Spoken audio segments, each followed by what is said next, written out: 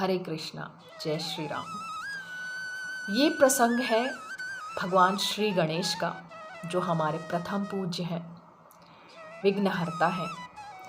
गणेश जी जब माता पार्वती के द्वार के बाहर पहरेदारी दे रहे थे, रखवाली कर रहे थे द्वार की, कि कोई भीतर प्रवेश न करे, और जब भगवान शिव को उन्होंने भीतर जाने से मना किया था, तो भगवान शिव ने उनका सिर धड़ से अलग कर दिया था।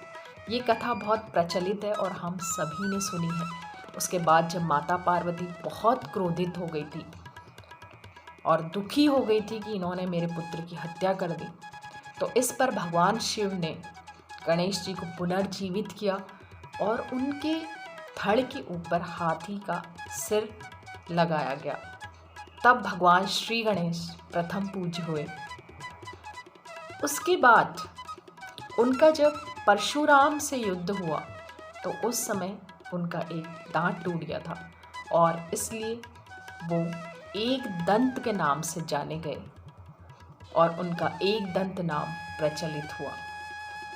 आगे चलकर गणेश जी के विवाह में कुछ रुकावटें आईं, क्योंकि जो सुशील कन्याएं थी वो नहीं चाहती थी गणेश जी से विवाह करना, उन्हें पति स्वीकार करना। इस तरह से गणेश जी का विवाह नहीं हो पा रहा था, वो क्रोधित हो गए थे। और विवाह न होने का कारण ये था कि उनका सिर हाथी का था और उनका एक दांत नहीं था। गणेश जी जब भी किसी विवाह में जाते थे तो वो क्रोधित होते थे इस बात से कि उनका विवाह नहीं हो रहा है, जबकि दूसरे सभी का विवाह, देवताओं का विवाह निर्विघ्न संपन्न हो रहा है। इसलिए वो किसी का विवाह होने नहीं दे रहे थे। गणेश जी और उनका मूषक देवताओं के विवाह में विघ्न डालने लगे, उनके मंडप बिखराने लगे, सामग्रियां गिराने लगे। इस तरह से विवाह में विघ्न पड़ जाता था और विवाह संपन्न नहीं हो पाता था। देवता बहुत ज़्यादा दुखी हुए, परेशान हुए और वो भगवान ब्रह्मा जी के पास गए। ब्रह्मा जी के पास जब पहुँचे तो उन्होंने ब्रह्मा जी से प्रार्थना की इस संकट से उबारने के लिए। तो ब्रह्मा जी ने अपने तपोबल से 2 कन्याएं उत्पन्न की। उन कन्याओं का नाम था रिद्धि और सिद्धि, जिन्हें लेकर वो गणेश जी के पास पहुँचे और उनसे उन्होंने कहा कि आपको इन्हें शिक्षा देनी है। अब गणेश जी रिद्धि और सिद्धि को शिक्षा देने में व्यस्त हो गए।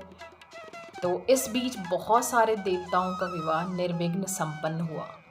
और मूषक जब कभी कोई समाचार लेकर आता किसी देवता के विवाह का कि विवाह होने वाला है, तो रिद्धि और सिद्धि भगवान गणेश को भटका देती उनका ध्यान, ताकि वो सुन ना पाए। इस तरह से जब निर्विघ्न विवाह होते रहे, तो गणेश जी को जब ये बात समझ आई तो वो बहुत ज़्यादा क्रोधित हुए।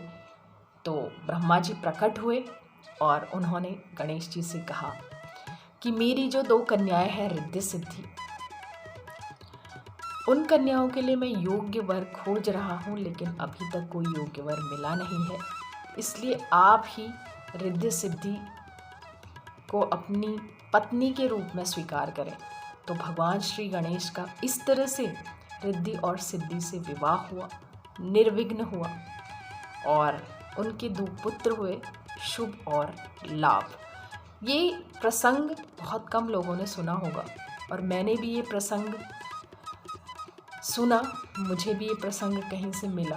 और वो प्रसंग जिन्होंने भेजा है वो हैं सिद्धेश जी महाराज, जो कि महाकाल मंदिर उज्जैन के पंडित जी हैं। इस प्रसंग को भेजने के लिए हम उनके आभारी हैं कि उन्होंने हमें इस प्रसंग से अवगत कराया। धन्यवाद।